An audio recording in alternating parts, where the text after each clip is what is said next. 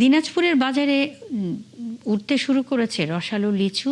বাগান মালিকরা জানান, ঝড় বৃষ্টি সহ বৈরী আবহাওয়ায় এবছর ফলন কম হয়েছে, তাই দাম কিছুটা বেশি। তবে বাজারে সরবরাহ রয়েছে যথেষ্ট। আর লিচুর দাম নিয়ে মিশ্র প্রতিক্রিয়া রয়েছে ক্রেতাদের। সহকর্মী খালিদ আরাফাতের তথ্য ও ছবিতে প্রতিবেদন। রসালো লিচু পছন্দ ছোট থেকে বড় সবার কাছেই, যে কারণে এই লিচুর কদর দেশ জুড়ে। জেলার কালীতলা এলাকায় নিউ মার্কেটের প্রধান ফলের বাজারে চলছে লিচুর বেচাকেনা।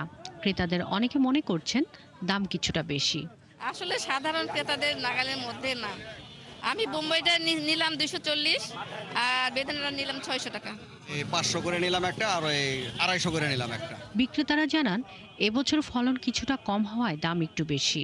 সবচেয়ে সুস্বাদু বেদানা 100 লিচু মানভেদে বিক্রি হচ্ছে 400 থেকে 800 টাকা দরে।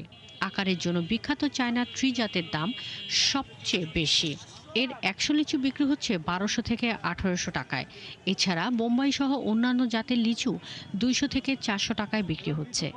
চায়না থেকে সব থেকে বড় লিচু, ওইটা আপনার যেটা 1 ক্লাস ভালোটা, ওটা বিক্রি হচ্ছে আপনার 12 থেকে 13,000 টাকা হাজার বর্তমানে। এর ওয়েদারের কারণে মায়ের খাওয়াতে অনেক বাগানে মাল হয়নি ঠিক মতো, যার কারণে যে লিচুটা হয় তার পরিমাণে 50% লিচু হয়েছে। কৃষি বিভাগের তথ্য মতে আবহাওয়ার তারতম্যে এবার 15 থেকে 20% লিচু নষ্ট হয়েছে। তারপরও গত বছরের তুলনায় 100 কোটি টাকার বেশি বাণিজ্য হবে বলে আশা করছেন কৃষি বিভাগ। গত বছর আমরা যে ফলন পেয়েছিলাম তাতে প্রায় 900 কোটি টাকার আমরা বাজার করতে পেরেছি। এবছর যেহেতু দাম বেশি, ফলন কম হলেও আমরা আশা করছি যে 1000 কোটি টাকার মতো আমাদের এই লিচুতে মার্কেটিং হবে।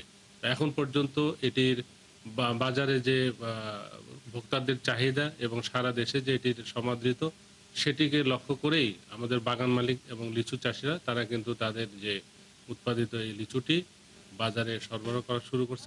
এরই মধ্যে জিআই পণ্য হিসেবে স্বীকৃতি পেয়েছে দিনাজপুরের বোম্বাই মাদ্রাজি চায়না ট্রি, কাঠালি ও হারিয়া জাতের লিচু। শাকিলা শম্পা, ৭১।